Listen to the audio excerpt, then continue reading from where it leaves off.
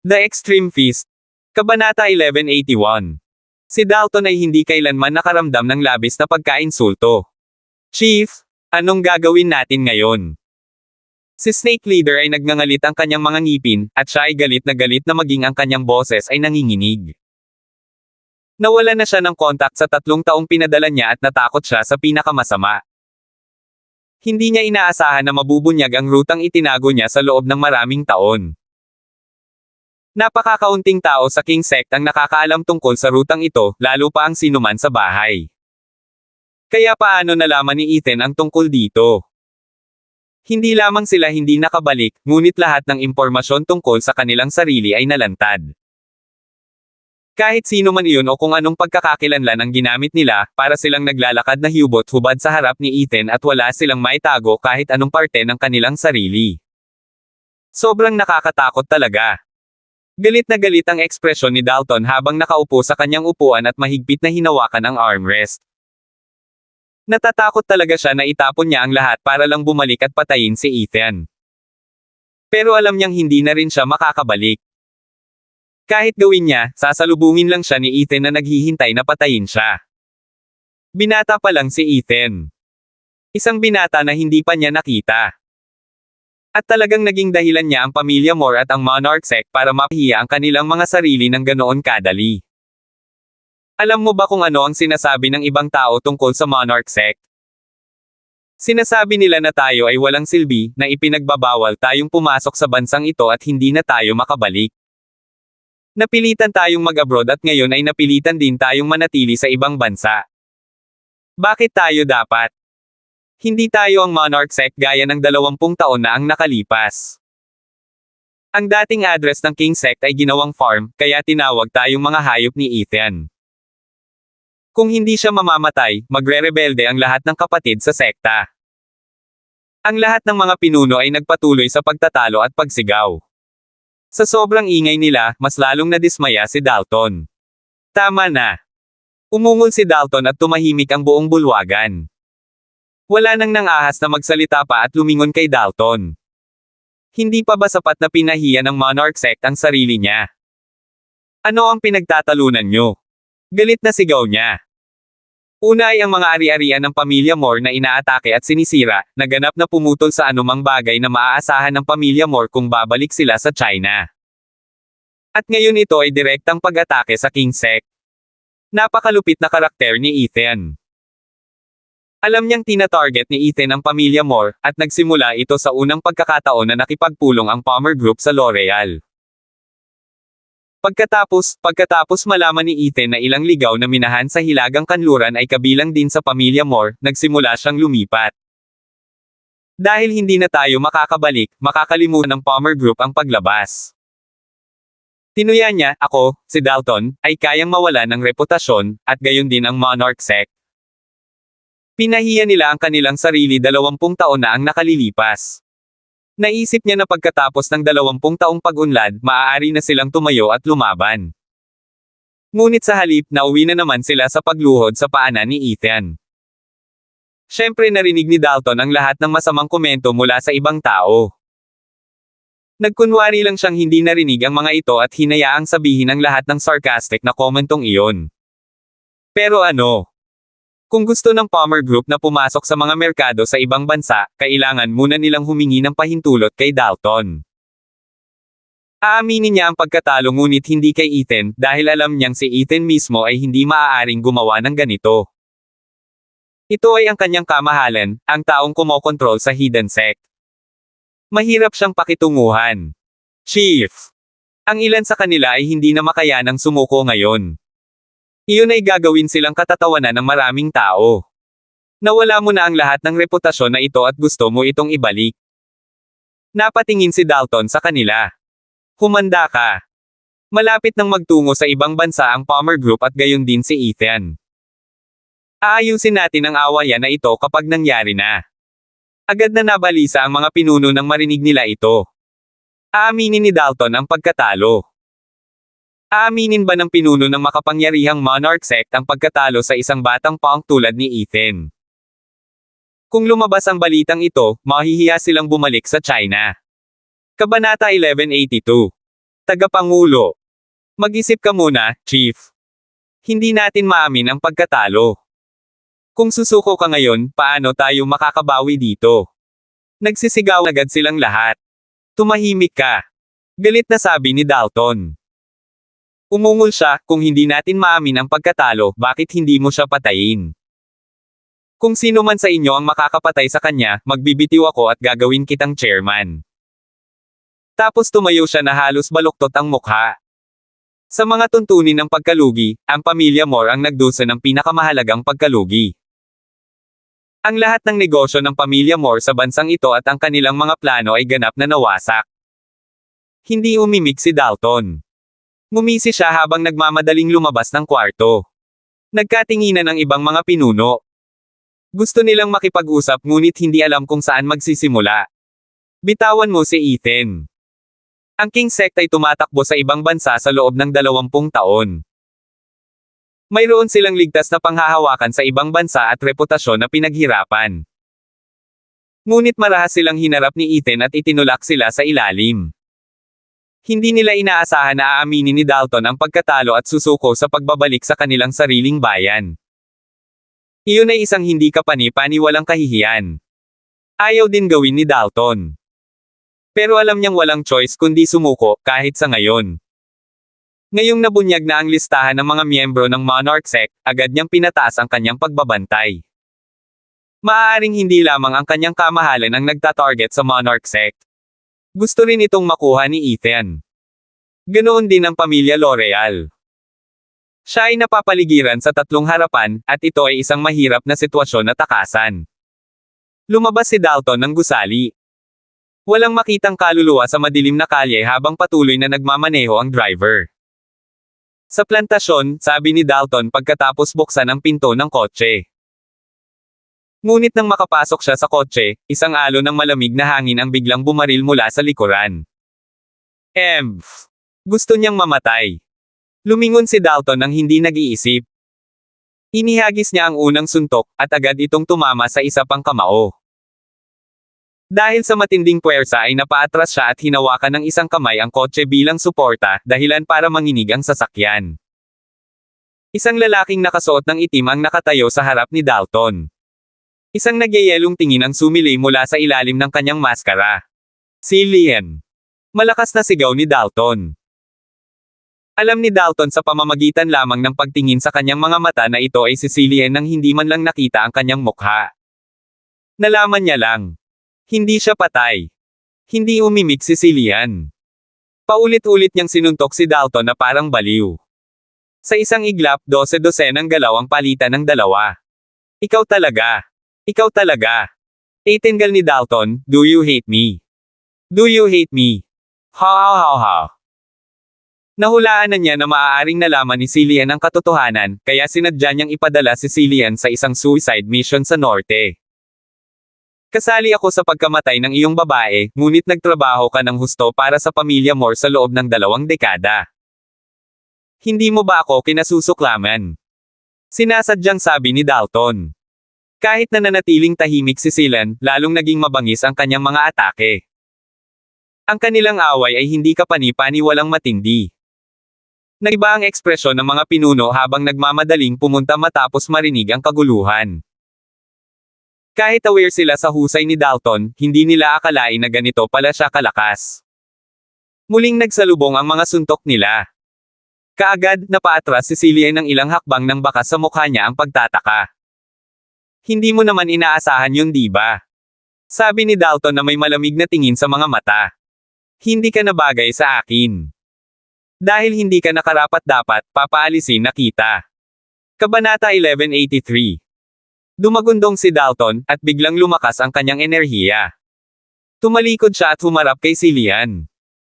Itinaas ni Dalton ang kanyang kamao at kinuyam ito ng mahigpit.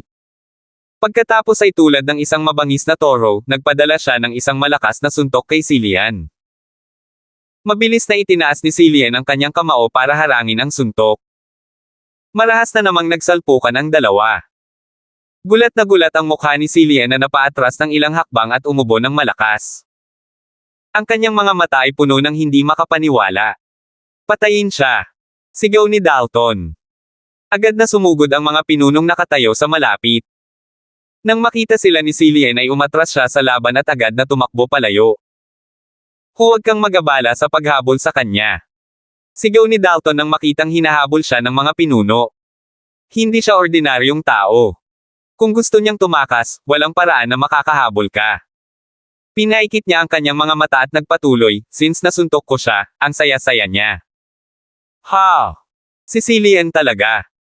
Dahil hindi nila mahanap ang bangkay ni Cillian, tumanggi si Dalton na maniwala na patay na siya. Palibhas ay nasa mundo ng martial arts sa loob ng napakaraming taon, nagtiwala lamang si Dalton sa kanyang sariling mga mata. Lalo na't si Dalton ang gumawa ng 2 talim na espada gaya ni Cillian. Chief, okay ka lang ba? Tanong ng pinuno ng dragon. Paano ako papatayin ng mahinang Cillian? Sabi ni Dalton habang tinatapik ang mangga sa naiinis. Si Cillian ba yon? Nagkatinginan ang mga pinuno sa gulat. Ang pamilya Moore ngayon ay nahaharap sa panlabas na mga kaaway at panloob na banta. Si Cillian ang kanang kamay ng pamilya Moore at marami siyang nagagawa para sa kanila. Naging chairman pa nga si Dalton dahil nakatulong si Cillian sa pagtanggal ng maraming balakid. Ngunit ang espada ni Dalton ay tumalikod sa kanya at inaatake siya. Anong meron sa kanya? How dare he? He's too greedy for his own good. Sinulyapan ni Dalton ang mga pinuno ngunit hindi gaanong nagsalita, mag-focus ka lang sa sarili mong gawain. Huwag mong itanong kung ano ang hindi mo dapat itanong. Saka siya sumakay sa kotse at umalis. Ang mga pinuno ay nakatayo sa pasukan na may mga komplikadong ekspresyon sa kanilang mga mukha.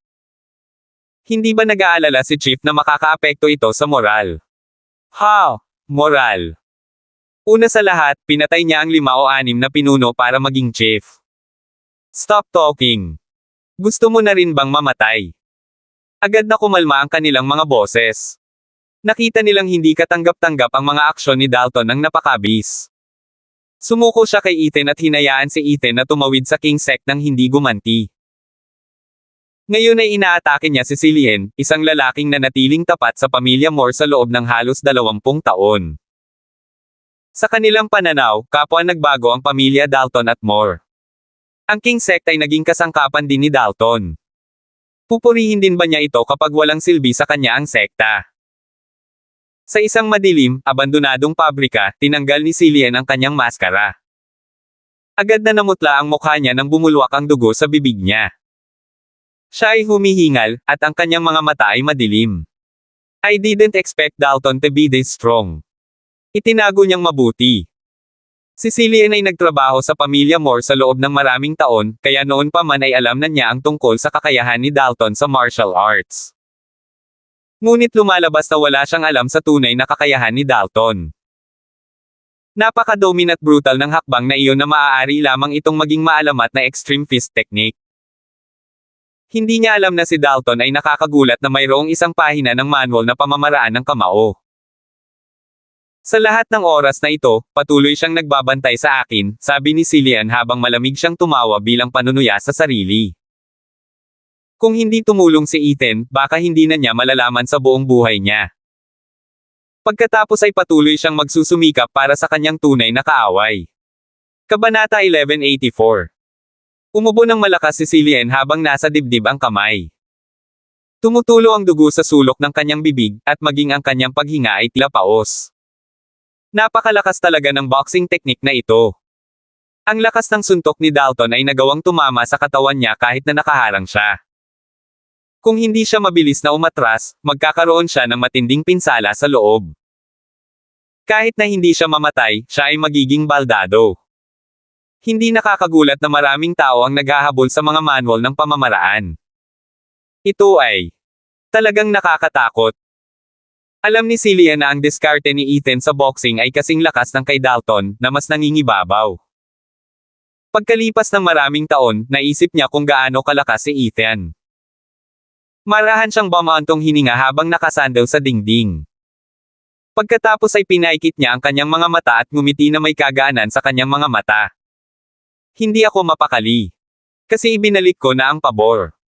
Ethan. Nakakatakot. Masyado siyang magaling makipaglaro sa mga kaaway niya. Inatake niya si Dalton sa utos din ni Ethan. Ayaw ni Ethan na patayin niya si Dalton. Alam mismo ni Cillian na hindi madaling target si Dalton para sa kanya. Pero ginawa niya ito para masaksihan ng mga pinuno ng King Sect kung anong klaseng tao si Dalton. Sa sariling mga salita ni Ethan, minsan hindi na kailangang gumamit ng karahasan upang maalis ang mga panlabas na kaaway. Kapag ito ay nabubulok mula sa loob at naging isang walang laman na shell, ang kailangan lang ay isang malumanay na pagbuga upang sirain ito. Dahan-dahan niyang ipinikit ang kanyang mga mata para magpahinga. Pagkatapos ay sumasalamin siya kung gaano siya kaswerte na hindi naging kalaban si Ethan. Ang taong ito ay may pambihirang isip na hindi ito normal. Sa mga taong ito sa ibang bansa, si Cillian ay lihim na nag-imbestiga kay Ethan habang siya ay nasa ibang bansa. Sa dami ng nadiskubre niya, lalo niyang hinangaan si Ethan. Pagkatapos ay tumigil na sa pag-iisip si Cillian at pumikit para magpahinga. Ngunit ang mga larawan ng pangangibabaw at lakas ni Ethan habang lumalaban siya sa dagat ng mga kaaway ay patuloy na lumilitaw sa kanyang isip. Samantala, sa Green Cliff, bumalik na si Ethan. Sa bungalow ng pamilya Palmer, nakatayo si Ethan sa tabi ng stone table habang pinapanood sina Sean at Ivan na naglalaro ng chess. Nagkamali ka. Kapag ginawa mo yan, siguradong matatalo ka, sabi ni Ethan sabay abot ng kamay niya para kanselahin ang huling galaw ni Sean at ilipat ang chess piece sa ibang lugar. Ang mga galaw ni Kuya Ivan ay lubhang nakamamatay. Siya ay mag-checkmate sa iyo sa 5 galaw. Malungkot na sumimangot si Ivan. Siya ay nagkaroon ng maraming problema sa pag-strategize, ngunit Ethan blow kanyang cover. Nalungkot din si Sean at pinandilatan ng mata si Ethan habang sinasabing, hindi ka dapat nakikialam habang nanonood diba? Gusto na kitang bugbugin. Kung kaya niyang talunin si Ethan sa isang laban, matagal na itong ginawa ni Sean. Sinaman ng tingin ni Sean si Ethan, alam niyang ginagamit niya ang parehong diskarte sa kanila sa lahat ng oras. Wala silang magawa sa tuwing gagawa ng pandaraya si Ethan at niloloko sila.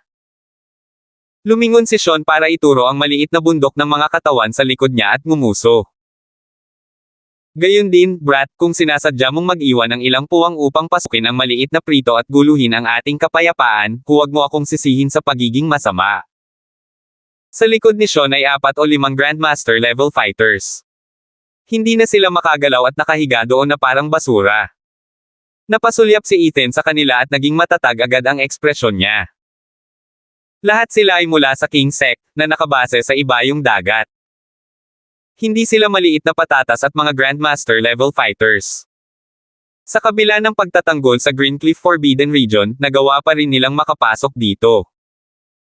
Galit siyang ngumisi, walang respeto ang King Sect na ito sa ipinagbabawal na rehiyon ng Green Cliff. Kung hindi natin sila tuturuan ng leksyon, ituturing nila tayong pushover. Kahit sinong tumawid sa Green Cliff Forbidden Region ay papatayin gaano man sila kalayo. Kabanata 1185. Nakangangalang si Sean at Ivan kay Ethan. Pareho silang hindi makapaniwalang tumingin kay Ethan at hindi makapaniwala sa kanilang mga mata. Mayroon bang taong walang hiya tulad ni Ethan sa lupa? Hindi ba maliit na patatas ang mga ito? Lahat sila ay mga Grandmaster level fighters. Kung hindi nila alam ang tunay na kakayahan ni Ethan, baka isipin nila na nagpapakumbaba si Ethan. Ngunit maaaring patayin ni Ethan ang tinaguriang makapangyarihang Grandmaster level expert sa isang daliri lang. Sinadya niyang gumawa ng butas na iyon para pasukin ang mga random na tao mula sa King Sect sa Green Cliff. Pero heto siya, winawagayway niya ang kanyang daliri at tinawag muna silang mga bully. Sinong bully dito? Sinabi ko na walang dapat manggulo sa ipinagbabawal na rehiyon ng Green Cliff, ngunit ang Monarch Sect ay walang pakialam sa aking mga utos. Marihing sabi ni Ethan. Paano ako makikita ng iba kung hindi ako sumasagot? Iisipin nila na pushover tayo at pwedeng mabully. Naramdaman ni Kuya Joff at ng iba pa ang pag-agos ng kanilang dugo habang nakatayo sila sa malapit. Tapos hinawakan ni Sean yung noo niya at winagayway yung kamay niya sabay sabing, "See that? See that? Just look at this kid's behavior." Ngumiti si Ivan at sinabing, "Alam ko na iyon." Ang mga taong tulad ni Ethan ay hindi maaaring hatulan sa pamamagitan ng kumbensyonal na paraan. Siya ay napakatalino at napakalakas na tila hindi makatao, ngunit siya rin ay napakatalino at tuso. Higit sa lahat, siya ay palaging hindi kinaugalian, at walang nakakakita sa kanyang ugali. Maliban na lang siguro kay Diane. Ayaw pang magsalita ni Sean. Pagkatapos ay itinulak niya ang chessboard at tumalikod para umalis. Kailangan niyang sabihin kay Victoria na layuan si Ethan. Ang brat na ito ay nagkakaproblema. Hoy! Hoy! Sigaw ni Ivan na ikinainis. Sean, anong ibig mong sabihin dito? Ako ang mananalo dito. Paano ka nalang tumakas? Nagkunwaring hindi siya narinig ni Sean. Tumanggi ka rin umamin ng pagkatalo. Paano ka magkakaroon ng pusong pag-alitan si Ethan? Tinakpin ni Sean ang tenga niya at mabilis na naglakad palayo na wala nang wala sa oras. Napailing na lang si Ivan. Tapos lumingon siya kay Ethan. Ano ang susunod mong plano? Ang Monarch sect ay hindi dapat gawing trifle. Nakakagulat na umalis sila ng bansa noon. Ngayong gusto na nilang bumalik, pigilan mo sila. Sinubukan ni Ivan na sabihin na ang King sect ay sabik na bumalik. Kapag pinigilan sila ni Ethan, magiging kalaban niya ang King sect. Pero alam niya kung ano si Ethan. Ang batang ito ay hindi kailanman nag-aalala tungkol sa paghihiganti. Nasa pintuan ko sila at napakalayo na. Ano pa bang magagawa ko? Sabi ni Ethan habang nakatalikod at nakatingin kay Kuya Geoff at sa iba pa. Ano sa tingin mo ang dapat nating gawin?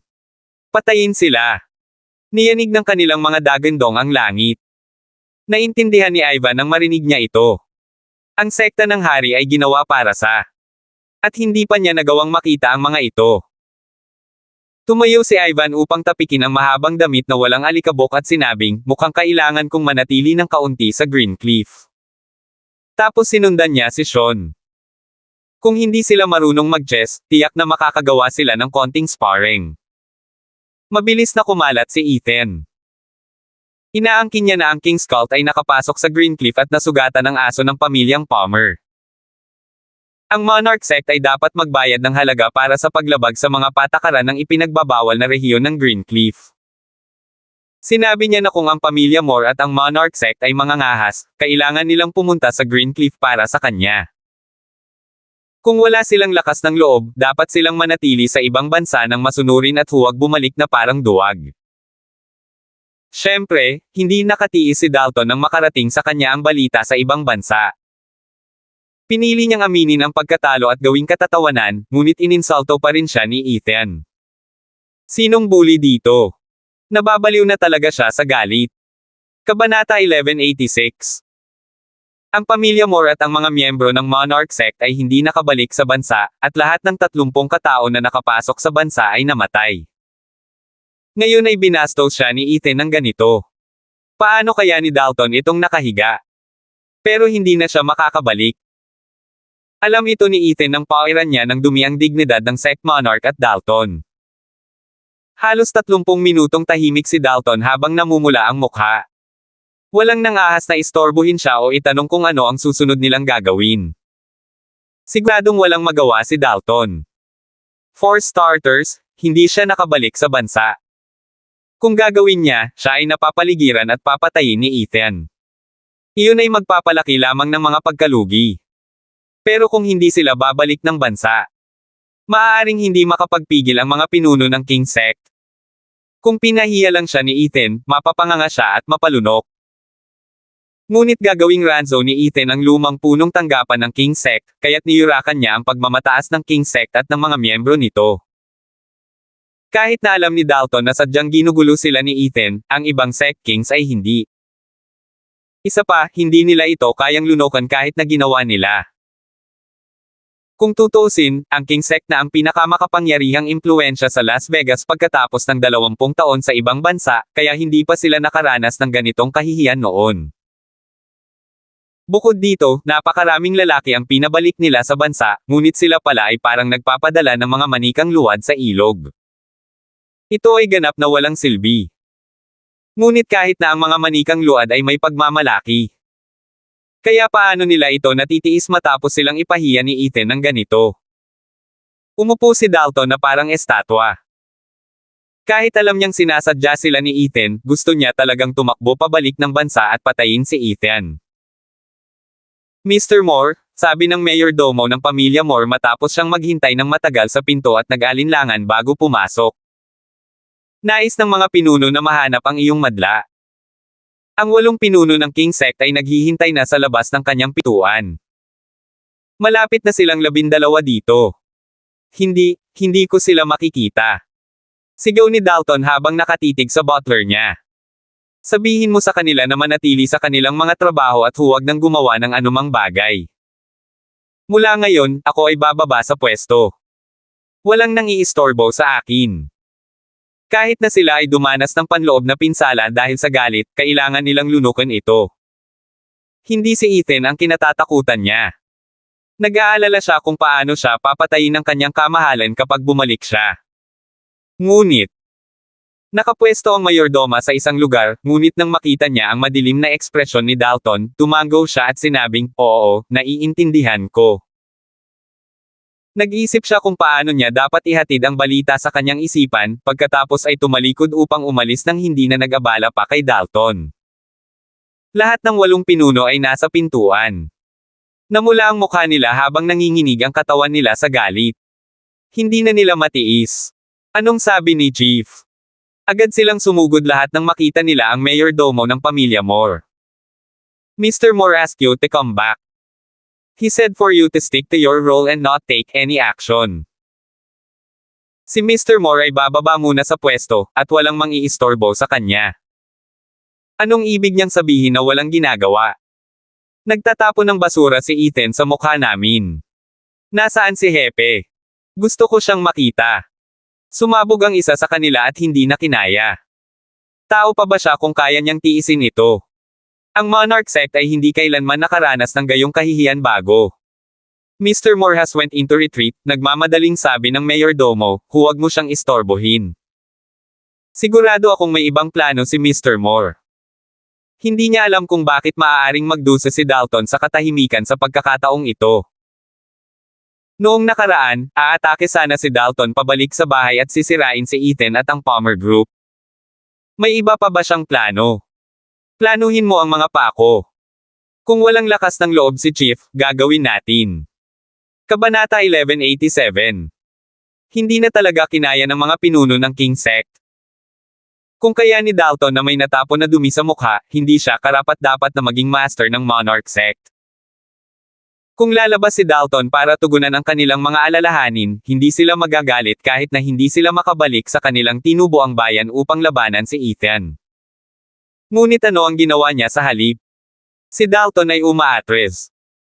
Tinanggihan na lang niya ang audience nila nang walang balak makipagdeal kay Ethan matapos niyang bastyusan ang mga ito. Tara na. Dahil bumaba na sa pwesto ang Hepe, ayusin natin ang bagay na ito sa ating sarili.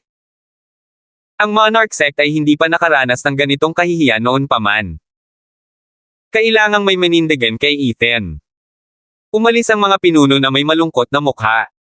Hindi na sila nagpumilit na makita ulit si Dalton. Gustong hikayatin sila ng mayordomo ngunit hindi niya alam kung ano ang sasabihin dahil wala na siyang posisyon para makapagsalita pa. Ngunit sa paghusga sa kanilang mga ekspresyon, sila ay labis na nagalit at napupuot pa kay Dalton. Ano ang dapat nating gawin ngayon? Singgal ng mayordomo. Gusto niyang sabihin kay Dalton ang tungkol dito, ngunit nakapasok na siya sa study room at nagbigay ng tagubilin na huwag siyang istorbohin habang siya ay nasa retreat. Ang mga bagay ay nagiging mas komplikado ngayon. Si Dalton ay nasa kanyang pag-aaral na may malungkot na ekspresyon sa kanyang mukha habang pinag-iisipan ang kanyang susunod na gagawin. Wala siyang pakialam sa pressure na ito mula kay Ethan o sa pamilya L'Oreal. Ang tanging inaalala niya ay ang kanyang kamahalan. Napakalakas na ng lalaking ito, 20 taon na ang nakakaraan na ang pagtingin pa lang sa kanya ay nakakatakot na. Gaano kaya siya kahusay pagkatapos ng 20 taon? Kahit na mayroon siyang pahina ng Extreme Fist Technique Manual, wala siyang kumpiyansa na harapin ang kanyang kamahalan ng direkta. Habang mas nasaksihan niya ang mga taktika ng kanyang kamahalan, mas naging malinaw siya tungkol sa kanyang kamahalan. Dapat patayin ni Dalton ang kanyang kamahalan sa isang suntok, o Huwag na siyang pukawin. I didn't expect Ethan to be so intelligent. His Majesty sure knows how to take care of his men. Si Dalton ay kumbinsido na si Ethan ay nagtatrabaho para sa kanyang kamahalan. Kung hindi, si Ethan ay hindi magkakaroon ng pagkakataong umunlad pabalik sa bansa kasama ang mga kakayahan ng kanyang kamahalan. Si Ethan ay papatayin ng kanyang kamahalan bago siya makabangon sa kapangyarihan. Pero ano ang dapat niyang gawin ngayon? Walang mahanap na paraan si Dalton. Tila ang pamilya Moore at ang Monarch sect ay nasa isang pagkapatas. Maganda talaga ang ginawa ni Ethan. Samantala, sa punong tanggapan sa ibang bansa ng Monarch sect. Sa kanyang malaking conference room, walang laman ang pangunahing upuan ng chairman. Siyempre, wala si Dalton. Ngunit lahat ng 12 iba pang mga pinuno ay naruroon. Hayaan mo muna akong magsalita. Kahit anong desisyon mo, ako, Milton, hindi ko na kaya. Napakaduwag na umupo at bastyusin ng ganito. Sabi ng Dragon Leader na si Milton na may malamig na ngiti habang sinusuri ang karamihan. May tinatrato bang ganito ang Monarch sect habang nasa ibang bansa tayo? Walang maglalakas loob na gumawa ng ganyan. Maraming tao ang gustong makatapak sa kanila noong una silang dumating sa ibang bansa, ngunit sa loob ng ilang buwan, nawalis nila ang bilog. Sila ay ganap na nagpapatatag ng kanilang mga paa. Marami silang mga dalubhasang mandirigma noon, at sila ay nanindigan, kaya walang nang ahas na saktan sila. Sa loob ng maraming taon, ang King Sect ay nirerango bilang isa sa nangungunang 3 puwersa sa Las Vegas. Kailan pa sila nakaranas ng ganitong kahihiyan? Kailanman ay hindi sila napahiya habang nasa ibang bansa, ngunit ngayon sila ay napahiya sa kanilang tahanan. Kung kaya niya itong nakahiga, baka magpakamatay pa siya.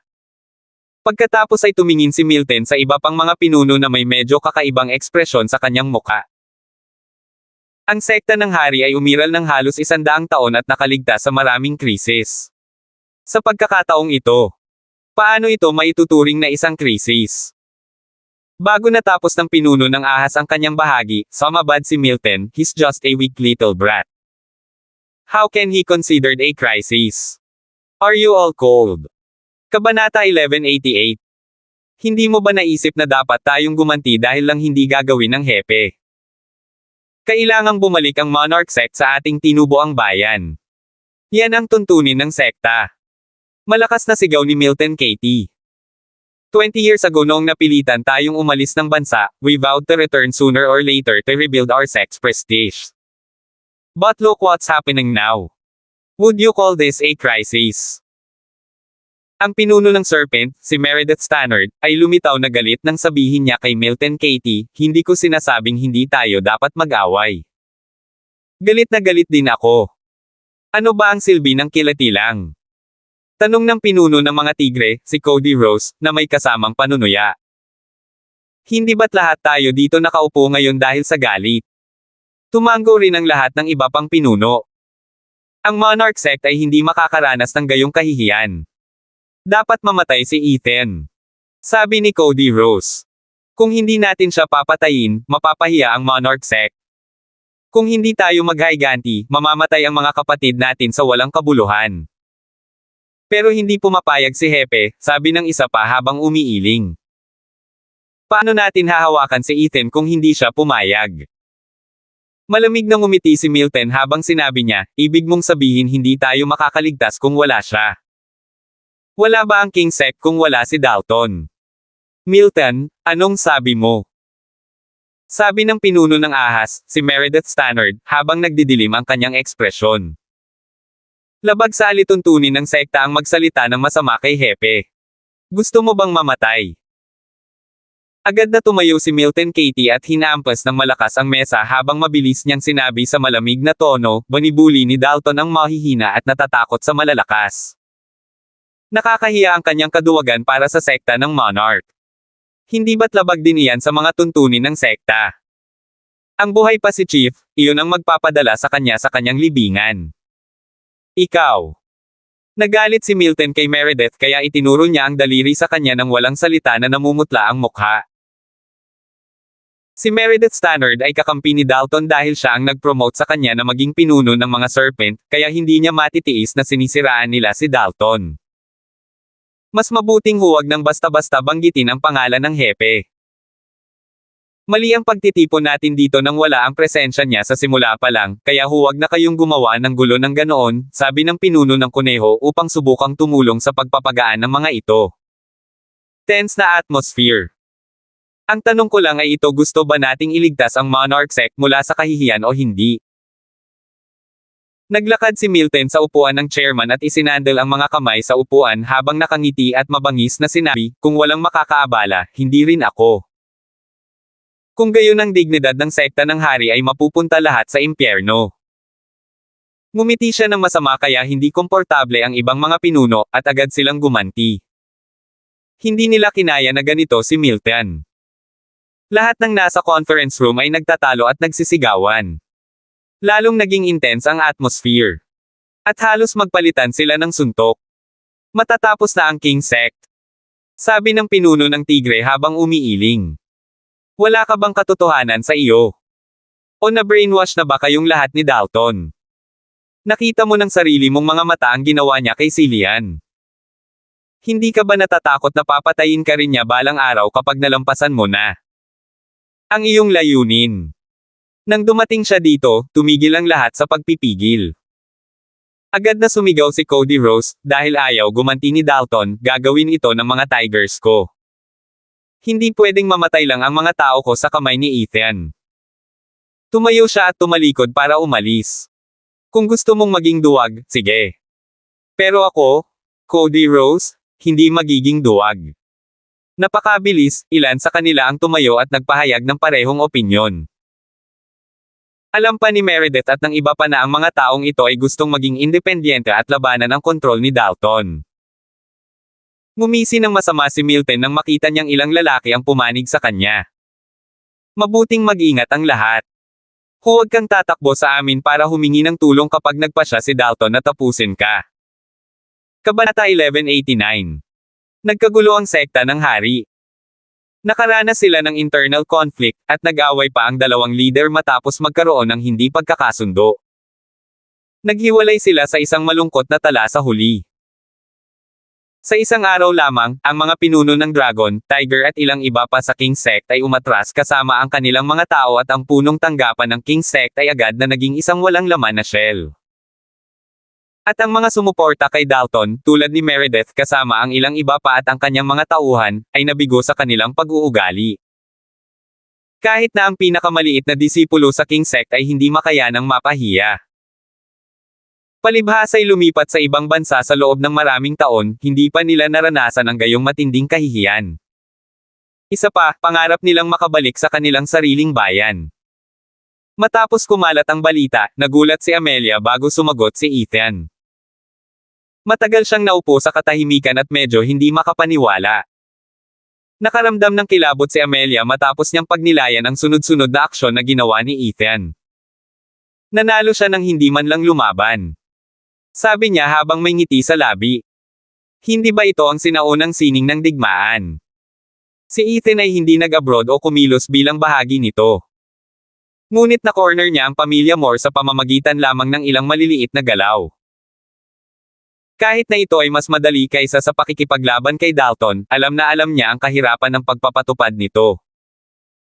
Hindi ito magagawa ni Ethan nang walang mataas na antas ng kontrol at kakayahang mahulaan ang pag-uugali ng tao. Ethan. Too intimidating. Miss L'Oreal, paano niya ito nagawa? Nagkagulo na ang King Sect, at maraming pinuno ang nag-aaway. Ngunit ang hepe, Dalton, ay tumanggi na lumabas o pigilan sila. Hindi naiintindihan ng kanyang mga tauhan kung paano nangyari iyon. Malinaw na walang ginawa si Ethan, ngunit siya ang naging dahilan upang magkaroon ng internal conflict ang Monarch Sect. Alam na alam niya na ang Monarch Sect ay lubos na nagmamalasakit sa kanilang mga nakaraang kaluwalhatian. Alam din niya na sila ay nanumpa na babalik sa kanilang tahanan upang bumalik sa kanilang dating base at muling itayo ito, kaya't ginulo niya sila. Pagsusuri ni Amelia, syempre, ang kinuha ng mga miyembro ng King Sect ang pain at walang pakialam sa anuman maliban sa pag-uwi at pag-atake kay Ethan. Ngunit muli silang natalo sa mga kamay ni Ethan. Hindi niya alam kung paano nagamit ni Ethan ang customs intel para pigilan ang pagpasok ng mga miyembro ng King Sect sa bansa. O kung paano niya sinira ang anumang paraan ng pagtawid sa hangganan gamit ang mga ilegal na bilog. Bagamat hindi niya maintindihan kung paano niya ito ginawa, nahulaan niya na si Ethan ay may malaking katayuan sa mga ilegal na bilog sa bansang ito. Nagkaroon din siya ng parehong mataas na katayuan sa mga legal na lupon. Iyon lang ang paraan para madaling manalo si Ethan nang hindi nakikisali sa isang laban. Ngunit hindi niya maintindihan kung bakit inamin ni Dalton ang pagkatalo at hindi man lang naglakas loob na gumanti. Ayon sa kanyang impresyon sa kanya, si Dalton ay isang matiyagang tao ngunit tiyak na hindi duwag kaya hindi ito normal. Medyo natakot si Amelia dahil hindi niya ito maisip. Nag-aalala siya na may misteryosong backer si Ethan na hindi niya alam. Sa pagkakataong iyon, hindi niya kayang tretuhin si Ethan ng basta-basta. Nakuha ni Ethan ang lahat ng ito sa listahan lang ng mga miyembro ng Monarch Sect na ibinigay ko sa kanya. Mukhang minamaliit ko siya. Ginawa ni Amelia ang lahat para seryosohin si Ethan, pero sa huli ay minamaliit pa rin niya ito. Marami na siyang nakitang mahuhusay na lalaki, at ang ilan sa kanila ay humanga pa nga sa kanya. Akala lang ni Amelia noon ay kaakit-akit, matapang at determinado si Ethan. Naglakas loob pa siyang hamanin ang pamilya Moore kahit na ang ibig sabihin nito ay masaktan ang pamilya L'Oreal. Pero sa itsura nito ngayon, isa lang ang dahilan kung bakit maglalakas loob si Ethan na gawin ang ganoong bagay. Iyon ay dahil wala siyang pakialam sa pamilya Moore o sa pamilya L'Oreal sa lahat.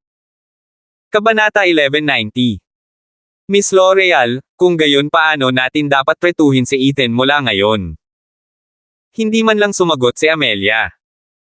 Naglakad siya papunta sa French windows at tumingin kay Greencliff sa salamin na may malungkot na ekspresyon sa mukha. Paano niya dapat tretuhin si Ethan? Depende ito sa kung gusto niyang gawing kakampi o kaaway si Ethan ng pamilya L'Oreal. Buong 30 minutong nakatayo roon si Amelia bago tumalikod at sumimangot habang sinabing, sa tingin ko ay mahusay na bala si Ethan. Hindi ko pagsisisihan ang pagtanggap sa kanya sa pamilya L'Oreal o kahit na ilagay siya sa aking silid. Naunawaan kaagad kanyang mga nasasakupan ang kanyang pakay. Dumarating ang pahayag ni L'Oreal sa tamang panahon. Nilinaw ng L'Oreal na ang kaso laban sa Palmer Group ay isinampa lamang ng pinuno ng L'Oreal China Division at walang kinalaman sa pamilya ng L'Oreal sa ibang bansa. Kasabay nito, sinusuportahan nila ang mga kasanayan sa kalakalan ng Palmer Group at inaanyayahan sila na palawakin sa ibang bansa at handang umunlad sa industriya kasama ang Palmer Group. Nang ilabas ang pahayag, lumikha ito ng napakalaking sensasyon sa industriya ng kosmetiko. Ang mga internasyonal na tatak ay hindi kailanman nagsagawa ng inisyatiba na yumuko sa mga lokal na negosyo at purihin ang kanilang mga tatak dati. At ngayon, hindi lang sila pinuri ng L'Oreal, kundi nagkusa rin sila para humingi ng collaboration, kaya hindi ito maimagine. Si Amelia ang nagkusa na maghatid ng magandang intensyon kay Ethan. Samantala, sa Greencliff, hindi na pinansin ni Ethan ang balita tungkol sa L'Oreal. Alam na niya ang sitwasyon sa Overseas King Sect. Ang buong King Sect ay nagkagulo. Ang kanilang mga pinuno ay nakipaglaban, at ang sekta ay dumanas ng matinding pagkatalo. Katulad ng inaasahan ni Ethan. Si Dalton ay malinaw na hindi naniniwala. Hindi na makakabalik ang King Sect sa ngayon. Kahit hindi natin i-lock ang ruta, hindi sila babalik, mahinahong sabi ni Ethan. Masyado silang abala sa pakikipag-away sa isa't isa ngayon. Lumingon siya upang tumingin kay Tom Foster at nagtanong, handa na ba ang iyong panig? Handa na ang lahat, nakangiting sabi ni Tom Foster. Naghahanda si Kuya Winston na umalis at hindi na makapaghintay na lumipat. Tumawa si Ethan at tinuya si Winston. Si Winston ay palaging naiinip. Si Winston ay labis na nagseselos na si Tom Foster at ang iba pa ay kailangang lumaban kasama si Ethan. Kung patuloy siyang ibubukod ni Ethan, magagalit siya ng husto. Kung ganoon ay mauna ka na, sabi ni Ethan. Kamusta naman kayo? Pinaikit ni Ethan ang kanyang mga mata habang bahagyang ngumiti at sinabing, I'm waiting for someone to invite me. Naunawaan kaagad ni Tom Foster ang mga salita ni Ethan. Kaya dinala niya ang mga taong iyon at agad na kinontak si Winston nang hindi na nagtanong pa. Samantala, bumalik si Ethan sa Palmer Group. Busy pa rin sa trabaho si Diane. Nagpadala ang L'Oreal ng isang tao sa Palmer Group na humihiling na makipagtulungan at bumuo ng mga bagong produkto sa ibang bansa. Inimbitahan nila si Diane sa mga opisina sa ibang bansa ng L'Oreal para maglibot, at medyo nagulat siya. Kahit na ang Palmer Group ay nasa tuktok nito sa lokal, hindi ito maihahambing sa malalaking internasyonal na tatak tulad ng L'Oreal. Ang mga aktibong hakbangin ng L'Oreal ay talagang nag-alala sa kanya. Tinabi ni Diane ang kanyang trabaho nang makita niyang pumasok si Ethan. Agad niya itong pinaupo sa sofa at seryosong tinignan. Napakaseryoso ng itsura niya. "Miss, bakit ang seryoso mo?" sabi ni Ethan habang tumatawa. Pero dahil sa matigas na ekspresyon ni Diane, agad siyang napatigil sa pagtawa. "Hobby, sasagutin mo ba ako ng tapat kung may itatanong ako sa'yo?" "Oo, sasagutin ko kahit anong itanong ng asawa ko." Huminga ng malalim si Diane. Tapos may bahid ng lungkot sa mukha niya habang medyo galit na nagtanong, "Ganyan ba ka-friendly si L'Oreal sa amin dahil ibinente mo ang katawan mo kay Amelia?" Kabanata 1191. Natigilan si Ethan. Pagkatapos ay tumingin siya ng seryoso kay Diane at hindi maiwasang mapabuntong hininga habang sinasabi, "Asawa, pasensya na." "Are you really?" Tanong ni Diane na agad na tumingin sa kanya nang nakadilat ang mga mata. Kahit casual lang ang tanong niya sa kanya, umamin naman talaga si Ethan. Ibinente talaga ng bastos na ito ang kanyang katawan para sa negosyo. Tinanong pa ba niya? "I'm sorry that you misunderstood," nakangiting sabi ni Ethan. "Paano ko ibebenta ang katawan ko? Bawat pulgada at sulok ng katawan ko ay laging sayo." Humingi siya ng paumanhin dahil hindi siya naiintindihan ni Diane at hindi dahil naibenta niya ang kanyang sarili. Nagulat si Diane, tapos inunat niya ang kamay niya at hinampas si Ethan, "Sinasadya mo. Hindi mo rin ba sinasadya?" sabi ni Ethan habang nakangiti at hinihila si Diane sa braso niya. "But to be honest, Amelia has a very unique body. Napaka-sexy ng figure niya na karamihan sa mga lalaki ay hindi maiwasang ma-attract sa kanya." Tinitigan ni Diane ang sarili niyang figure habang nagtatanong, "Kung ganoon, paano naman ako?" "You're perfect." Walang pag-aalinlangan na sabi ni Ethan. Napangiti si Diane nang marinig ang sinabi nito. Bumalik siya sa pagiging seryoso niya habang inabot niya ang mga balbas sa baba ni Ethan. Pagkatapos ay inisip niya kung ilang araw na bang hindi nag-ahit si Ethan at pinaalalahanan niya ang sarili na bantayan siyang mabuti dahil hindi niya kayang panatilihing napakarumi. Pero gwapo si Ethan sa kabila ng bigot. Bakit bigla tayong iniimbitahan ni L'Oreal na makipag-partner sa kanila? Si Diane ay may tiwala, ngunit alam din niya ang kanyang sariling kumpanya.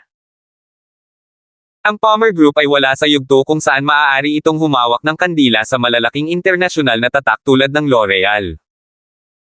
Gayun din, ang pamilyang Palmer ay hindi maihahambing sa pamilyang L'Oreal. Nagtagumpay lamang ang Palmer Group na talunin ang L'Oreal sa lokal na merkado dahil siniraan nito ang mga lokal na tagapamahala nito, ang pamilyang Moore, at hindi ang pamilya ng L'Oreal. Kaya hindi na kailangang umabot pa ng ganito si Amelia. Kaya niyang labanan muli ang Palmer Group sa malaking sukat at agresibo sa buong lakas. Ngunit hindi niya ito ginawa at masigasig na nakipagtulungan sa kanila sa isang mapagpakumbabang paraan. Bakit? Hinawakan ni Ethan ang ilong ni Diane at sinabing, "For profit." "Miss, ang business world ay parang battlefield. Maraming tao ang lumabas sa battlefield, pero isa sa kanila ang hindi natin kaaway sa ngayon para maging kakampi natin." Ibig mong sabihin kakampi natin si L'Oreal. Matalino si Diane kaya naintindihan niya agad. Ang ibig mo bang sabihin ay dadami pa ang mga players na kasali? Kung hindi ako nagkakamali, may 4 na manlalaro. 3 sa kanila ang pinupuntirya ang isa sa mga manlalaro at nagbabalak na lumunin siya, ani Ethan na kumikinang sa kanyang mga mata. Bukod sa L'Oreal, mayroong His Royal Highness from the Hidden Sect. Tina-target ng lahat ang mga pamilyang Moore at Dalton. Inayos ng kanyang kamahalan ang pagsisimula ng laro. Kapag sumali si Ethan, magkakaroon ng away. Alam na alam ni Ethan na isa lang ang dahilan kung bakit inayos ng kamahalan ang larong ito. Ang pamilya Moore ay may mga pahina ng Extreme Fist Techniques Manual. Base sa mensahe ni Cillian, sigurado si Ethan doon. Kahit na may mga man-page si Dalton, hindi pumapasok ang kanyang kamahalan dahil ang pamilya Moore ay hindi katulad noong nakaraang 20 taon. Nasa Moore family na ngayon ang Monarch sect na sumusuporta sa kanila. Ang bawat isa sa 12 pinuno ay may maraming mahusay na mandirigma, kaya kung nais ng kanyang kamahalan na agawin ang manual mula sa pamilya Moore, ito ay magiging mahirap. Kaya itinakda niya ang entablado para manipulahin si Ethan para salakayin ang King Sect at putulin ang ruta ng pagtakas at pinakamalaking safety net ng pamilya Moore. Pagkatapos ay gagawa ng hakbang ang kanyang kamahalan sa pamamagitan ng pagpatay kay Dalton at pag-agaw ng Extreme Fist Technique Manual mula sa kanya. Kabanata 1192. Maliban na lang kung may personal na kasangkot at may matalas na paningin tulad ni Ethan, ang hakbang ng kanyang kamahalan na manipulahin ang iba upang sirain si Dalton ay halos hindi matukoy. Ito ay tila purong kompetisyon sa mundo ng negosyo. Parang naglalaban sila para maging trade leader sa Norte. Hindi mapakali si Ethan sa ugali ngayon ni Amelia at gusto pa niyang huwag pansinin ang mga bagay-bagay sa ibang bansa. Sa huli, kahit gaano pa siya kaganda, ang isa tusong matandang fox ay isa pa ring fox. Maaga o huli, ipapakita nito ang mga tunay na kulay nito.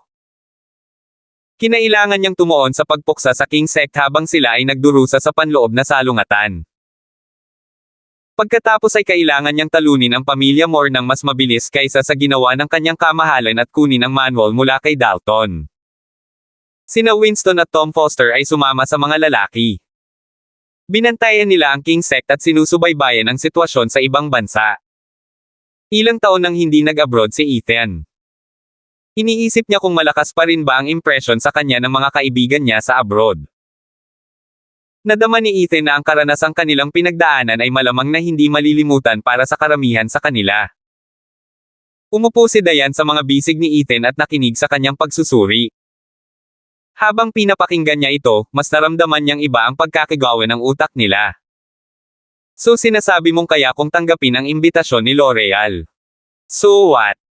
Mahal kong asawa, ang iyong kasalukuyang misyon ay hindi pagpapalawak sa ibang bansa, naiintindihan mo. Hindi napigilan ni Ethan na matawa nang makitang parang litong-lito si Diane. Pagkatapos ay sinabi niya, hindi ito ang tamang oras para sa Palmer Group na mag-expand sa ibang bansa. Sa halip, dapat mong isama ang iyong negosyo sa loob ng bansa at gawing malaking entity ang Palmer Group. Gawin ang kumpanya sa isang bagay na mas malaki kaysa sa Long Group. Tumango si Diane ng may pag-iisip. Ang negosyo na binili ng Palmer Group mula sa Long Group ay halos lahat ay maayos. Kinasali nila ang lahat ng larangan ng kalakalan at agad na ginawang conglomerate ang Palmer Group. Nangangailangan sila ng iba't ibang larangan at nadagdagan din ang impluwensya ng Palmer Group ng maraming beses. Ang pananaw ng Palmer Group ay maglingkod at tumulong sa maraming tao hanggat maaari at magambag sa lipunan, ngunit ang mga bagay na ito ay nagkakahalaga ng pera. Saan nanggagaling ang pera? Gumagabay kay Ethan. Matyaga talaga si Ethan sa pakikitungo sa maganda at minsan magulo na asawa. Kung mabagal lang ang reaksyon ni Winston, pinalipad na sana siya ni Ethan sa isang sipa ilang taon na ang nakakaraan. Kailangan kong kumita ng pera. Sabi ni Diane, mataimtim na tumango. At ano ang pinakamabilis na paraan para makakuha ng pera? Magnanakaw. Maingat na tanong ni Diane. Sa mahabang panahon na nakapiling si Ethan, hindi niya alam kung paano pumasok sa isip niya ang salitang ito. Natigilan si Ethan. Naramdaman man ni Ethan na may sense si Diane, itinaas niya ang kamay niya at sinampal ng malakas ang asterisk niya. Malakas ang tunog ng sampal. At may bukal sa sampal. Natuto ka ng maging makulit. Sabi ni Ethan habang may suot na matigas na ekspresyon. Kailangan mong kumbansihin ang iba sa pamamagitan ng pagbibigay ng magandang halimbawa. Paano mo maagaw ang iba? Habang ninanamnam niya ang lasa sa kanyang palad, naisip niya sa kanyang sarili na baka ito na lang ang pagkakataon sa kanyang buhay kung kailan niya madadala sa kanyang sarili ang paghampas sa kanya ng ganito kalakas. Hindi napansin ni Diane ang hitsura sa mga mata ni Ethan. Sa halip, ibinuka niya ang kanyang mga labi at walang katapusang humingi ng tawad. Sorry. I was just talking randomly. Hobby, then what's the best way to earn the most money? Gusto niyang tumulong sa mga tao, kaya kailangan niyang palakihin ang Palmer Group. Pagkatapos ay maaari siyang kumita ng mas maraming pera at gumawa ng mga makabuluhang bagay dito. Make money work for you and earn more money, sabi ni Ethan habang inilahad ang kamay. Pero napigilan niya ang sarili nang makita niya ang nakakaawang pagmumukha nito at hindi siya sinaktan. Your mission now is to do your best to integrate all businesses quickly. Tapos walang maglalakas loob na pilitin ang asawa mo na ibenta ang katawan niya. Kabanata 1193. Nagkunwaring galit si Ethan sa pagbebenta ng kanyang katawan, at talagang binibili ni Diane ang sinasabi niya. Buo ang tiwala niya kay Ethan dahil siya ang pinakamatalino at pinakamalakas na tao sa mundo. Don't worry, hubby. Hindi ako bibigyan ng chance ng ibang babae. Seryosong sabi ni Diane. Yan ang magaling kong asawa, sabi ni Ethan habang iniunat ang kanyang mga braso para yakapin si Diane. Pero itinulak siya nito sa isang tabi. Namula si Diane habang inaayos ang suot niyang company attire. Pagkatapos ay umubo siya ng ilang beses at sinabing, ngayong tapos na tayong mag-usap tungkol sa trabaho, hindi mo na ako ma-distract sa trabaho ko, Mr. Hunt. Naglagay siya ng seryosong ekspresyon at sinabing, dapat tumuon ang CEO Palmer sa misyon na itinalaga ng kanyang asawa. Pagkatapos ay hinawakan ni Diane si Ethan at itinulak palabas ng opisina nang hindi siya hinayaang magsalita. Hindi siya makapag-focus sa pagtatrabaho kay Ethan. Paano siya makakapag-concentrate sa trabaho kasama niya ang panunukso sa kanya paminsan-minsan? Nagkibit-balikat lang si Ethan habang hinayaan niyang itulak siya ni Diane palabas ng pinto at isinara ang pinto sa likuran niya. Natuwa si Ashley sa labas ng opisina nang makita niyang itinulak palabas si Ethan. Hindi ko akalain na mapapaalis si Kuya Ethan sa opisina ni CEO Palmer. Napangisi si Ethan habang naglalakad papunta kay Ashley. Agad siyang natakot at sinabing, Kuya Ethan, nagjo-joke lang ako. Huwag na. Please don't do that. Agad namang napaatras si Ashley ng 2 hakbang habang nakatayo sa harap ng kanyang desk habang hindi niya pinansin ang hiling nito. Aanhin mo ba ang sweldo ko? Tanong ni Ashley sabay bigay. Inunat ni Ethan ang kamay at binuksan ang drawer. Binura niya ang lahat ng mga dokumento bago tumingin sa ibaba upang makita.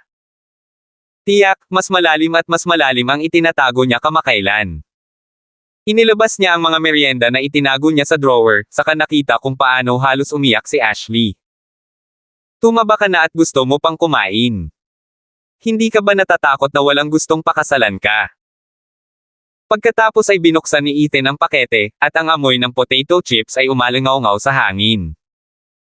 Hindi napigil ang malunok ni Ashley ang kanyang laway. Ito ay isang bagong produkto na ibinebenta ngayon.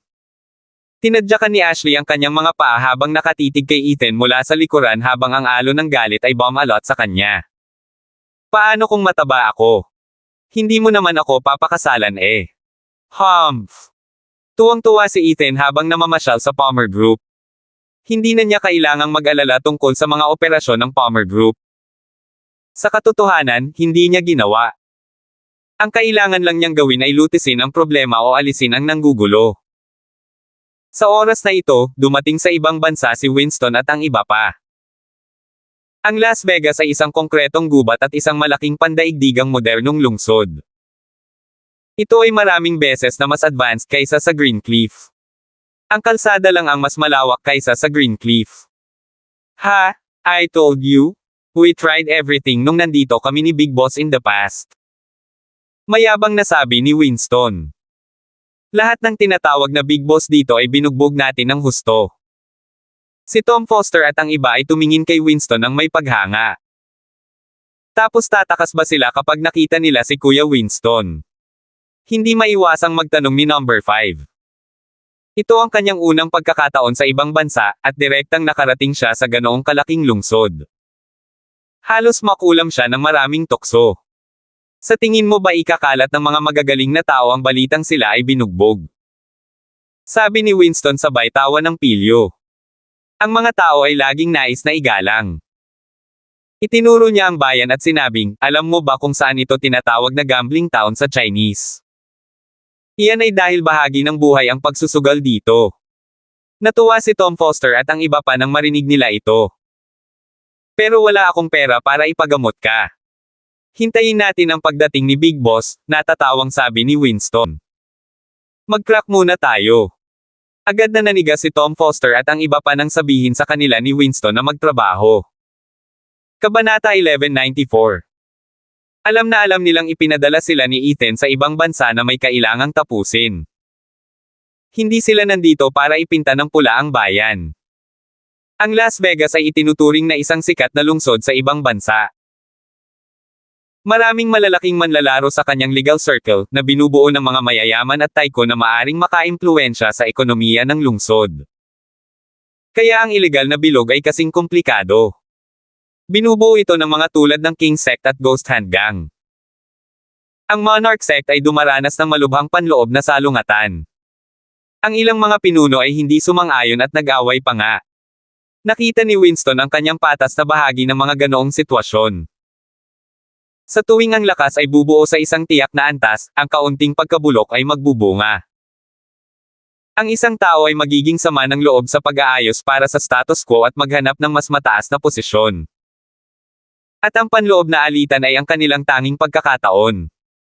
Maghiwalay at lumipat sa bawat subsect. Hindi nila tayo madaling makita. Dahil magkapareho ang kulay at hitsura ng kanilang balat, pinakaangkop sila para sa gawain. Ang pag-iisip lang tungkol dito ay napakasaya na ni Winston. Pagkatapos niyang mag-iwan ng ilang huling tagubilin para sa number 5 at sa iba pa, napagtanto niya sa unang pagkakataon ang mga mahihirap na lalaki na ito na napakaraming paraan para linlangan ang kaaway. Pagkatapos ay naghiwalay ang mga lalaki sa kani-kanilang landas. Samantala, ang clubhouse na pag-aari ng ahas ay may mabilis na negosyong nagbibigay ng mga serbisyong may temang oriental. Maraming tao ang bumibisita araw-araw para sa kanilang mga serbisyo.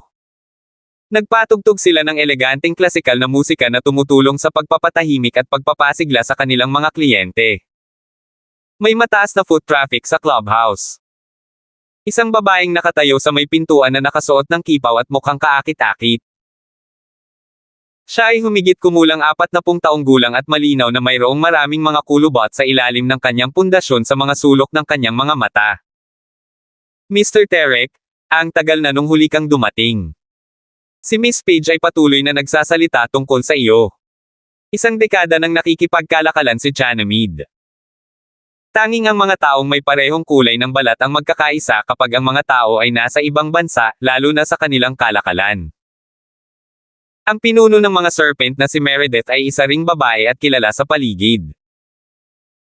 Dahil sa kanilang hindi kompromiso na personalidad, ang mga batang babae ay hindi natatakot na mabuli sa trabaho. Nang makita ni Chana si Mr. Terek ay agad itong lumapit ng walang pag-aalinlangan at hinawakan ang braso ni Mr. Terek. Alam na alam niya ang tungkol sa astronomical na dami ng mga ari-arian niya sa bansang ito. Hindi sila nang ahas na sakta ng mga importanteng kliyente na tulad nila. Ano ang namimiss sa akin ni Miss Page? Napakiramdam niya ay walang laman at nag-iisa at kailangan niya si Mr. Terek para masiyahan siya. Sabi ni Chana habang nakasimangot. Nilabas niya ang kanyang mature na mga tits at ipinahid sa braso to habang naglalakad.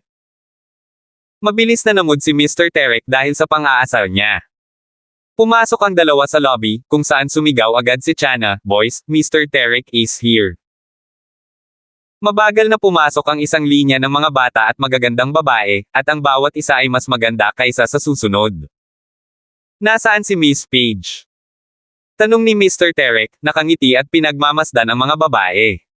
Lahat sila Miss Pages. And they all need Mr. Terek to satisfy them and fill their emptiness, sabi ni Chana sabay kindat sa kanya. Sinadya niyang lumapit sa tenga niya at mahinang sinabing, "Nubi ang nasa kanan." First day niya sa trabaho.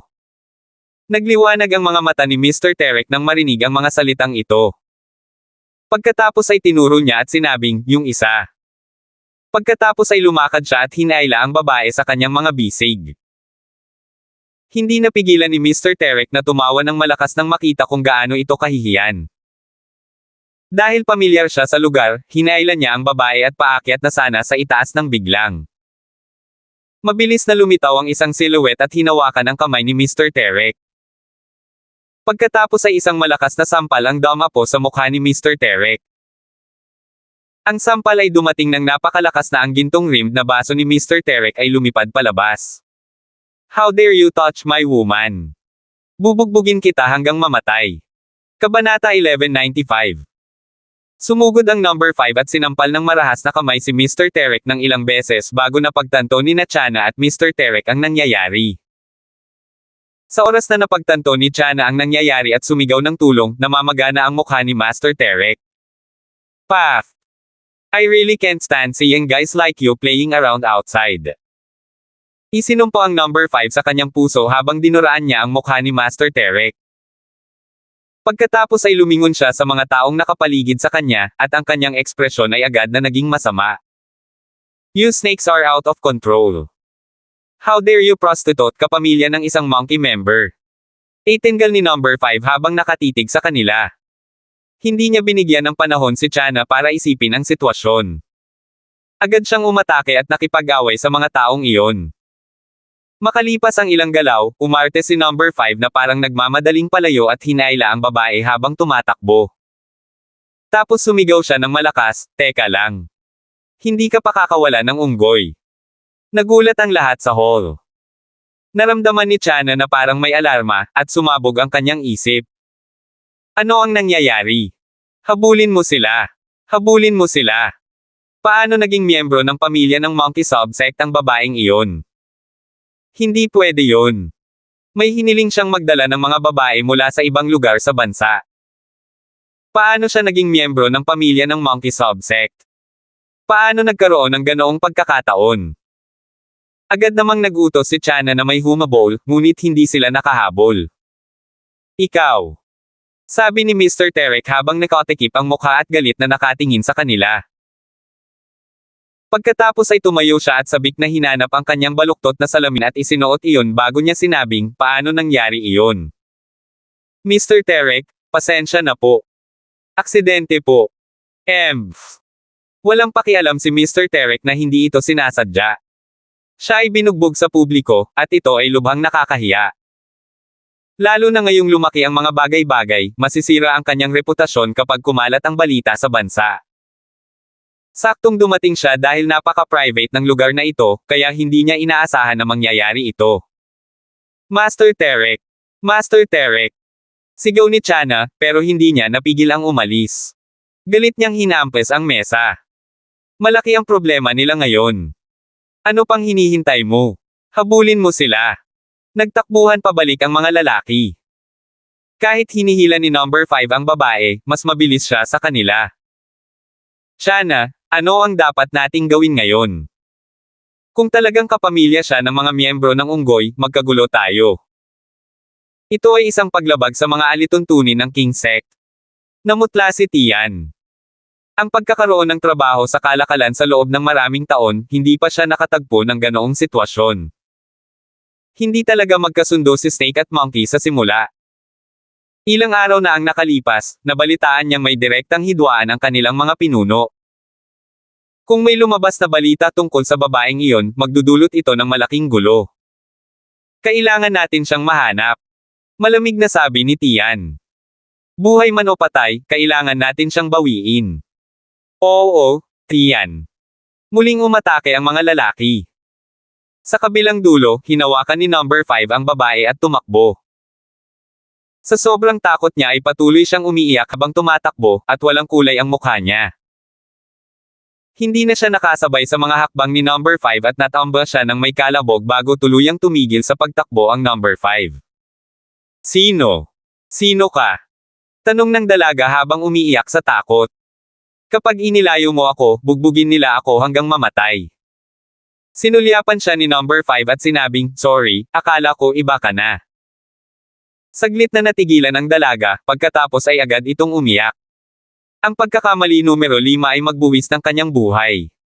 Hindi alam ni number 5 kung ano ang gagawin sa kanyang desperadong pag-iyak. Sasaktan ka ba nila? Hindi niya ito masyadong inisip. Sinabihan sila ni Winston na gawin ang kanilang makakaya upang pukawin ang tensyon sa pamamagitan ng pagpapanggap ng mga miyembro ng isa pang subsekta at magdulot ng isang kalang sa pagitan nila. Ito ang pinakamagandang ideya na naisip niya. Pero hindi niya inaasahan na magdudulot ito ng gulo sa iba. Kabanata 1196. Patuloy lang sa pag-iyak ang dalaga at hindi umimik. Lalong naging balisa ang number 5, "Should I send you then?" Lalong lumakas ang iyak ng dalaga. "Ay! Ayoko nang bumalik." Sigaw niya, "Soon or later mamamatay ako kung mananatili ako doon." Habang umiiyak siya at nagkukwento sa number 5, napagtanto niya na ang babaeng ito ay nalinlang sa pag-iisip na may mas magagandang pagkakataon sa trabaho sa ibang bansa, at ito ang unang araw niya sa trabaho. Namumula ang mga mata ni number 5 nang makita ang mga pasa na natamo niya sa pambubugbog dahil sa pagtanggi niyang magtrabaho. Mga hayop ang mga iyon. Paano nila ito nagawa? Ang King Sect ay isang bastard. Paano sila nakakatakot na pilitin ang mga babae sa prostitution? Iyak lang ng iyak ang dalaga. Gusto niyang tumakas at tumakbo pa uwi ngunit hindi siya naglakas loob dahil ang kanyang ID, pasaporte at bagahe ay nasa kanilang mga kamay. Gustuhin man niyang tumakas ay hindi na siya nakauwi.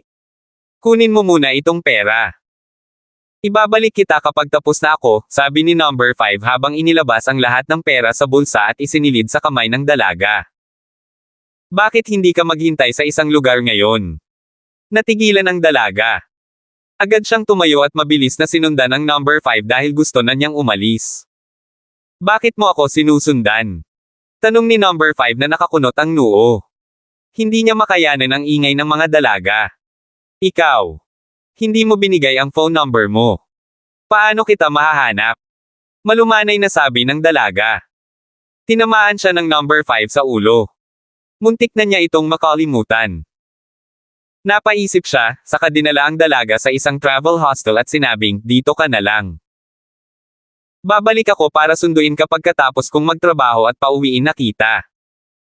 Pagkatapos ay mabilis na umalis ang numero 5. Napatulala ang dalaga sa number 5 mula sa likuran. Hindi niya alam kung maniniwala siya o hindi, ngunit nang marinig niyang sinabi nito, "How dare you touch my woman?" Ang bilis ng tibok ng puso niya. Samantala, lumitaw ang salungatan sa ilang mga subsect ng King Sect. Ang ilan sa kanila ay umabot pa sa malalaking at madugong labanan. May palihim na nagtulak sa pagitan nila kaya mabilis silang nauwi sa away. Dahil sa simula pa lang ay ayaw na nila sa isa't isa, malupit at trahedya ang mga away ng sumiklab. Sa maikling panahon, lahat ng subsect ng King Sect ay dumanas ng matinding alitan, at ang mga miyembro ay labis na nagalit, lalo na nang may namatay. Masyadong mayabang ang mga dragon. Sa tingin ba nila ang mga dragon ang namamahala sa King Sect? Kailan pa natakot ang mga kabayo sa kanila? Mga tigre. Pinatay ang ating mga kapatid. Atin ang teritoryo. Paano nila ito makukuha sa atin? Let's go. We have to make them pay for this. I can't take this lying down. Ang mga salungatan sa pagitan ng mga subsekta ay tumaas, at si Winston at ang iba pa ay hindi na kailangang mag-udyok ng higit pang alitan. Ang lahat ng tensyon na nagre-resulta mula sa salungatan na nabuo sa paglipas ng mga taon ay binigyan na ngayon ng pagkakataong malayang sumabog. Bukod dito, ang saloobin ng kanilang pinuno ay nagbigay sa kanila ng tiwala. Lalong naging magulo ang King Sect. Galit na galit ang mga pinuno dahil mabilis na tumaas ang bilang ng mga namatay at nasawi kasabay ng bakbakan. Nabalitaan ng mga unggoy na niloko ni Chana ang asawa ng isa sa kanilang mga miyembro sa prostitution, at ang mag-asawa ay nawala, kaya't sila ay sabik na dumiretso sa base ng mga ahas upang patayin siya. Hinawakan ni Winston ang isang inumin at natuwa tungkol sa kasawian ng King Sect nang mahulog ito sa kaguluhan. Ilang beses na niya itong ginawa noon at itinuring na napakaraming karanasan. Hindi na kailangang itaas ni Ethan ang isang daliri sa puwersang tulad ng king sect.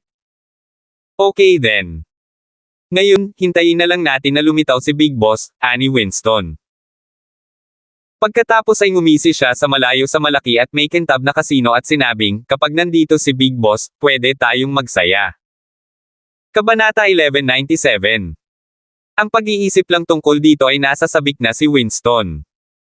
Dinila ni Winston ang kanyang labi at hindi na makapaghintay na magsimula.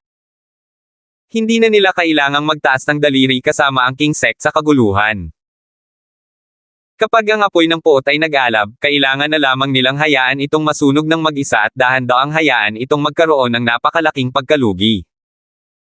Sa sandaling dumating si Ethan, maaari silang magsimulang mag-urong sa huli.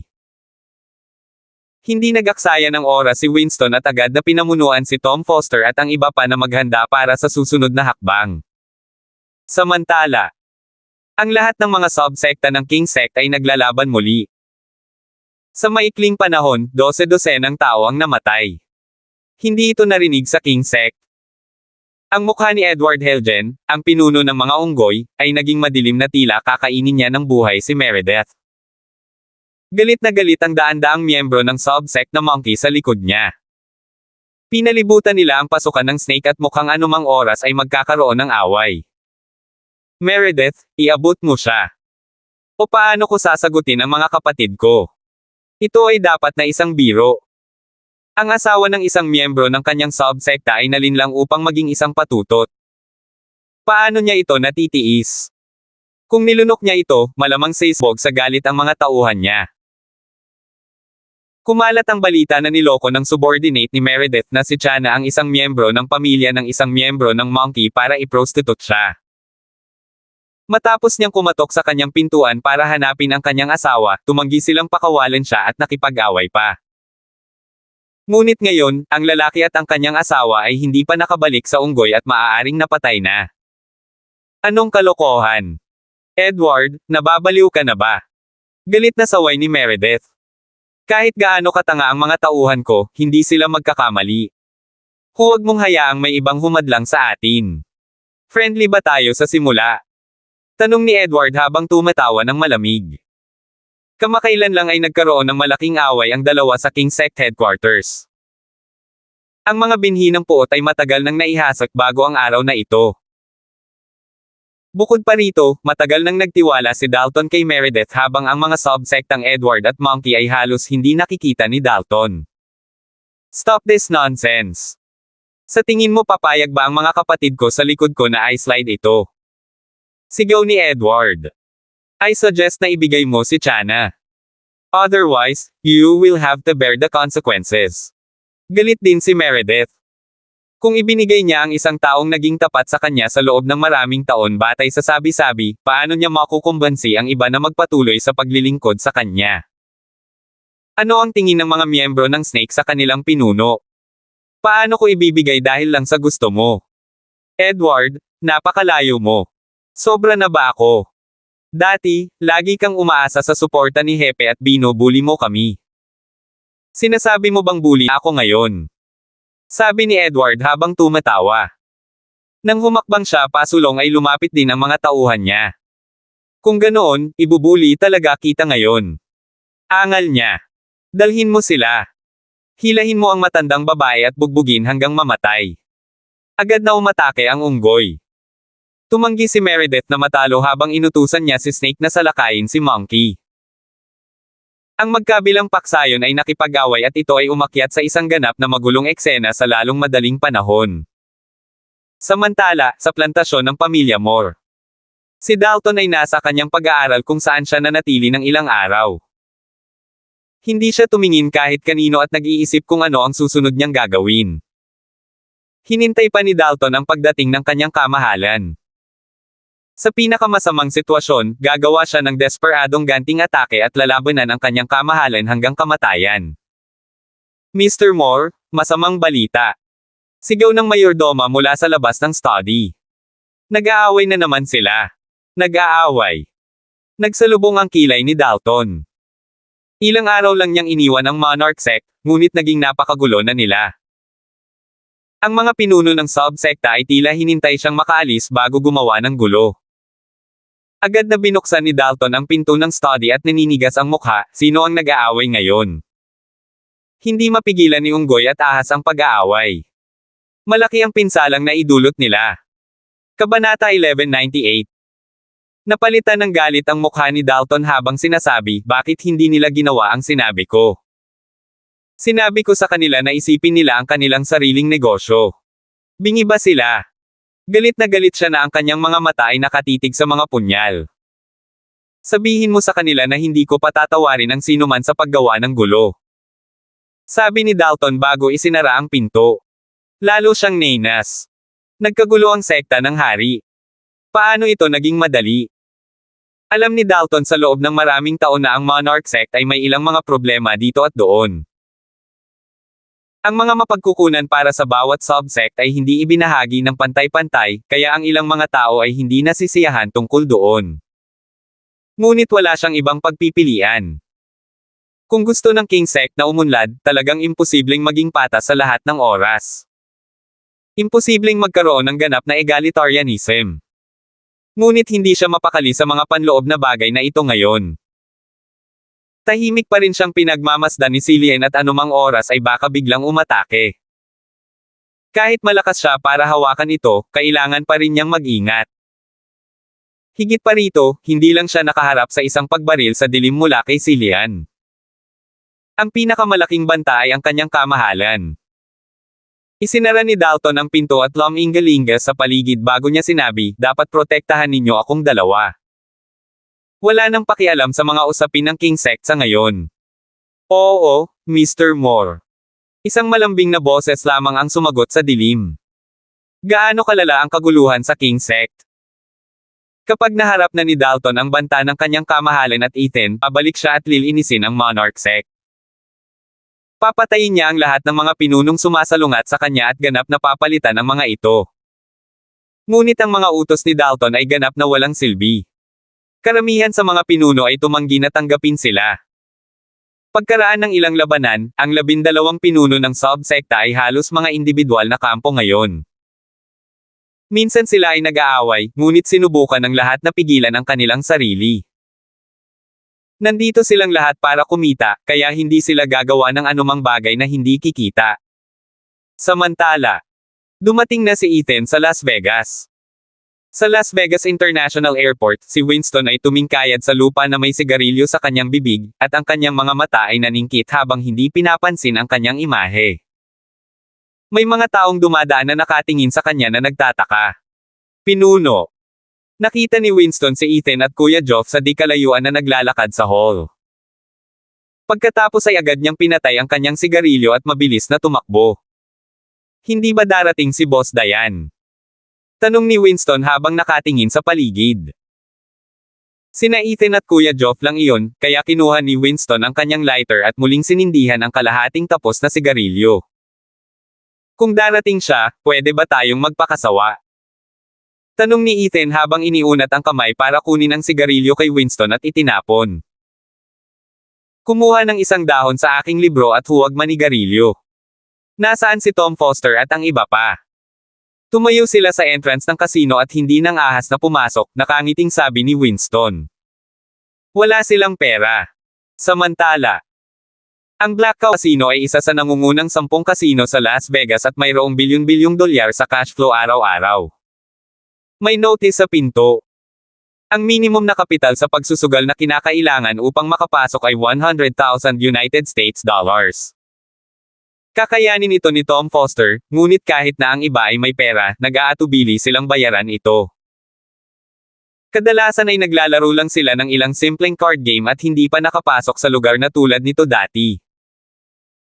Hindi nila alam kung paano laruin ang larong ito, kaya ang pagpasok ay katulad ng pagtatapon ng kanilang pera. Napakaraming mayayamang tao sa mundo. Ang $100,000 United States dollars ay dapat na nagkakahalaga ng mga $600,000 hanggang $700,000 ng ating pera. Isusugal ba nila ito? Mga gastador sila. Galit na pinapagalitan ang numero 5 sa mga kawalang katarungan sa mundo. US $100,000 ang pinakamababang requirement para makapasok. Kahit na ang mga taong wala pang 1 milyon sa kanilang bulsa ay mapapahiya na pumasok, Third number 6. Hindi ba nagmumukha tayong mahirap kapag nakatayo sa labas ng pasukan? Tumingin siya kay Tom Foster at nagtanong, bakit wala pa si Big Boss? Nandito siya. May humantong sasakyan sa harap nila, at bumaba ng sasakyan si Ethan at ang iba pa. Pagkatapos ay mabilis na pinuntahan ni Kuya Geoff ang ball at binuksan iyon para makita ang isang nakaumbok na sako ng sako. Hindi ito hinawakan ng mahigpit ni Kuya Geoff. Nang mabuksan, 12-dosenang balumbon ng pera ang nahulog mula sa sako ng sako. Kabanata 1199. Tom Foster, number 5, 6, 7, at 8, lahat ay natigilan. Hindi nila napigil ang malunok nang makita ang balumbon ng pera. Damyugo ba siya? Gamit ang sako ng sako para dalhin ang pera niya. Bumaba ng sasakyan ang driver para tumulong, at maging ang mukha nito ay namula habang nakatitig sa sako ng sako na puno ng US dollars. Inakala ng driver na ito ay naglalaman ng isang bagay na hindi mahalaga nang sumakay si Ethan at ang iba pa sa kotse. Geoff, bakit ka nanginginig? Tanong ni Ethan habang sinusulyapan si Kuya Geoff. Cash lang ang hiniling ko sayo. Kailangan mo bang mag-react ng ganito? Ngumiti si Kuya Geoff bago inabot ang pera. Ngunit naisip niya sa kanyang puso, fuck yeah. Kahit kailan ay hindi siya kinakabahan kapag nakikipag-away. Gaano karaming pera ang nasa sako na ito? Mahina ang math ni Brother Geoff, at palaging pinagtatawanan ng mga alamat ng Fairbanks ang kanyang matematika. Basta ang alam niya, hindi siya kikita ng ganoon kalaking pera sa buong buhay niya. Pero para kay Ethan, ang pera ay parang basura. Pumasok ka at magsaya. Sabi ni Ethan. Pagkatapos ay inabot niya at hinaila ang balikat ni Winston at sinabing, you can't tell my wife about this after we go back. Tom Foster, number 5, 6, 7, at 8. Lahat ay nagpaputok ngayon. May pera na sila ngayon.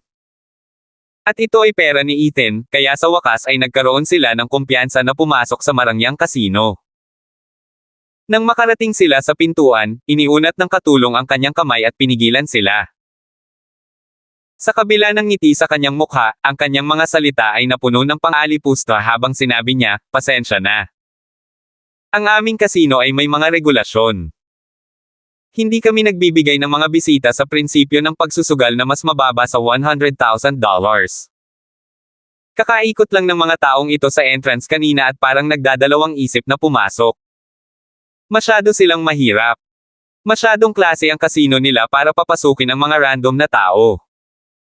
Napatingin si Ethan sa waiter at kumunat ang noo. Bakit patuloy niyang nabunggo ang mga mayayabang na bastos na tulad nila? Kuya Geoff. Hindi siya mapakali na kausapin ang waiter. Sa halip, mukha siyang napakayaman ng sigawan niya si Kuya Geoff. Pagkatapos ay humakbang si Kuya Geoff at agad na binuksan ang sako ng sako at nangangisda sa loob na may ngiti sa labi. Sapat na ba ito? Ang tatlong simpleng salita na iyon ay agad na nanginag sa katulong. Ang sako ng sako ay puno ng pera.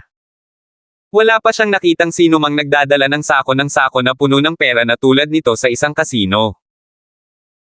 Tinansya ng waiter na ang malaking sako ng burlap ay malamang na naglalaman ng 10 milyong dolyar. Oo. Pasok ka na. Sabi ng waiter habang mabilis na ngumiti ng malaki. Tapos sumigaw agad siya, may bisita tayo. Nagbago ang tono ng lalaki sa isang segundo. Sinumpa siya ni Kuya Geoff sa kanyang puso dahil sa pagiging snob ng dalawang mukha. Ngumisi si Ethan bago bahagyang tumangala para kumuha ng isang balumbon ng pera sa sako ng sako. Pagkatapos ay ginamit niya ito para tapikin ang mukha ng waiter at ngumisi habang sinasabi, maaari mo bang hilingin sa isang magandang babae na gawing chips ang pera natin? Oo, kaya natin. Oo, kaya natin. Natutuwang ipinikit ng waiter ang kanyang mga mata. Kaya si Ethan ay isang tycoon. Nagustuhan niya ang mga mayayamang lalaki na ganito. Sila ay may posibilidad na maging mapagbigay at walang pakialam sa pera. Kahit na nagtip sila, nagsisimula ang mga presyo sa $10,000 United States dollars.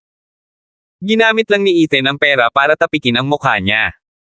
Pero gustuhin man siyang sampelan ni Ethan ng pera, tuwang-tuwa siya at mapaungol siya sa tuwa. Halika dito. Sigaw ng waiter. Pagkatapos ay personal niyang pinagsilbihan si Ethan at ginawang chips ang kanyang pera. Pagkatapos nilang bilangin ang pera sa malaking sako ng sako, napagtanto nilang naglalaman ito ng mahigit 30 United States dollars milyon. Hindi nila maiwasang mapabuntong hininga nang marinig nila ang ulat ng accountant na iyon. Nakita na nila ang kanilang makatarungang bahagi ng mga mayayamang tao, ngunit hindi kailanman nakakita ng sinumang nagdadala ng pera gamit ang isang baril na sako. At hindi ito halos nakakagulat na ibuhos ang lahat ng pera sa lupa. Matapos ay convert ang kanilang pera sa chips, namahaji si Ethan ng ilang milyong chips sa bawat isa sa kanila. Sige at magsaya ka, nakangiting sabi ni Ethan. Mahirap ang iyong pagsasanay at bihira kang magkaroon ng pagkakataon na maglaro. Ngayong sa wakas ay natanggal na tayo, dapat ay magsaya kayong lahat. Responsibilidad ko kung matalo ka at sa iyo kung mananalo ka. Kabanata 1200. Ngayon sa wakas ay natuwa silang lahat, lalo na ang number 5 at number 6, na nagkukuskos ng kanilang mga kamay na parang magdadala sa kanila ng swerte. Big Boss? Ikaw na mismo ang nagsabi, sabi ni Kuya Joff habang may bitbit na malaking kahon ng chips. Pagkatapos ay lumunok siya habang lumilingon sa paligid at nagtanong, ngunit paano natin nilalaro ang larong ito? Maaaring maglaro si Brother Joff ng ilang simpleng card game, ngunit hindi siya pamilyar sa mga laro sa kasino. Paano siya mananalo? Kailangan ba niyang umasa sa kapalaran? Manood ka lang at matuto. Bakit hindi mo laruin ang sarili mo? Hindi na nagabalang turuan sila ni Ethan at hinayaang mawala lahat ng pera nila. Napakaraming palitan nila ni Winston sa chips na kahit ang waiter ay nagseselos. Agad na ginamit ng katulong ang kanyang walkie-talkie para ipaalam sa command center. May malalaking isda sila ngayong gabi. Maraming ganoong tao sa mga kasino sa ibang bansa. Maraming yumaman sa sariling bansa ang umaasal na parang natatakot na walang makaalam na mayaman sila o ano kapag nasa ibang bansa sila, lalo na kapag nasa kasino sila. Hindi alintana kung manalo sila ng pera o hindi, dapat silang magkaroon ng perpektong saloobin. Dapat silang magmukhang mayaman. Dapat silang magmukhang pera. Dapat silang magmukhang matapang at walang pigil. Pumunta sina Ethan at Winston sa gambling counter at nagsimulang maglaro ng 5 card stud. Ang ibang mga manlalaro ay hindi napigil ang tumawa nang makita nila si Ethan na naglalakad na may dalang isang bag ng chips na mukhang nouveau-riche, ngunit walang umimik. Ngumiti ang dealer at nagtanong, gusto niyo bang sumali? Tumango si Ethan. Kumuha siya ng isang bangkos ng chips at diretsyong inihagi sa mesa. Napaka-impose ng aura niya na para siyang napakayamang kliyente. Agad namang sumuko ang isa sa mga manlalaro at umupo si Ethan para maglaro. Ang dealer ay nagsimulang makipagdeal ng mga card. Pagkatapos ang manlalaro na may pinakamalaking card ay tataas ang taya. Nang turn na ni Ethan, hindi man lang tumingin si Ethan bago niya ito hinagisa ng isang bangkos ng chips at sinabing, tawag ka. Ang mga taong nakapaligid sa kanila na tuwang-tuwang nakatingin sa kanila ay nagsisimula ng sumimangot habang sa loob-loob nila ay hinihingal na ang binatang ito ay hindi man lang marunong maglaro. Tuwing turn ni Ethan, isang salita lang ang sinasabi niya, tawag. Pagkatapos ay itutulak niya ang isang stack ng mga chips nang hindi tumitingin sa kanyang mga card o mga card ng sinuman sa bagay na iyon. Si Ethan ay tila walang pakialam sa kanyang pera. Nawala si Ethan gaya ng inaasahan. Sa loob lamang ng 5 minuto, natalo si Ethan ng higit sa US $600,000, ngunit tila hindi siya nalungkot at nanatiling nakangiti. Winston, bakit hindi ka rin maglaro at tingnan mo kung gaano ka kaswert? Pinunasan ni Winston ang kanyang mga kamay at naglaro tulad ng ginawa ni Ethan. Makalipas ang isang pag-ikot, nawalan din siya ng higit sa US $500,000. Medyo natuwa ang ilan sa iba pang mga manlalaro. Masaya silang mingin kay Ethan. Si Ethan ay isang mayamang tanga. Mga Ginoo, marami pa kayong pwedeng laruin dito. Bakit hindi nyo subukan? Nakangiting sabi ng dealer. Ayaw niyang pakawalan ang ganoong kliyente. Sa tuwing makakatagpo ang kasino ng mga kliyenteng tulad ni Ethan, napakasaya nila na parang bagong taon para sa kanila. Ang croupier ay sumigaw para sa isang kasosyo na dumating upang akayin sila sa ibang lugar at subukan ang isa pang laro. Binibigyan pa nila sila ng mga payo kung paano maglaro at mag-strategize. Pero hindi magaling magsugal sina Ethan at Winston. Bago lumipas ang isang oras, wala nang natira sa bag ng chips nila.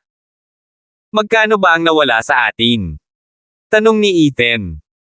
Mga 20 United States dollars milyon, sagot ni Winston. Kahit profesional na nakangiti ang waiter sa tabi nila, talagang sinisiraan niya ang mga tanga. Paano sila maglakas loob na pumasok sa kasino kung wala naman silang alam sa pagsusugal? Ngunit ang magandang bahagi ay maaari nilang patuyuan ang malalaking isda na ito upang matuyo ngayon at gumawa ng isang pagpatay. Wala na akong pera, sabi ni Ethan sabay wagayway ng kamay. Yun lang ang dala ko ngayon.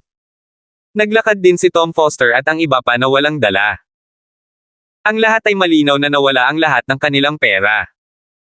Tiyak na nawala sila sa kabuoang humigit kumulang 50 United States dollars milyon. Gabi na. Bumalik na tayo at magpahinga. Pwede na tayong bumalik bukas, walang pakialam na sabi ni Ethan. Pagkatapos ay sumunod ang lahat sa kanyang likuran upang bumalik at magpahinga. Maya-maya lang pagkaalis ni Ethan, nagbimang lalaking katayo sa counter. Siya siguro ang tinatawag nilang rich fool. Panunuyan ng lalaki. Kung babalik siya bukas, pisilin mo siya. Salamat po at sinamahan nyo ako dito. God bless po sa lahat mga idol.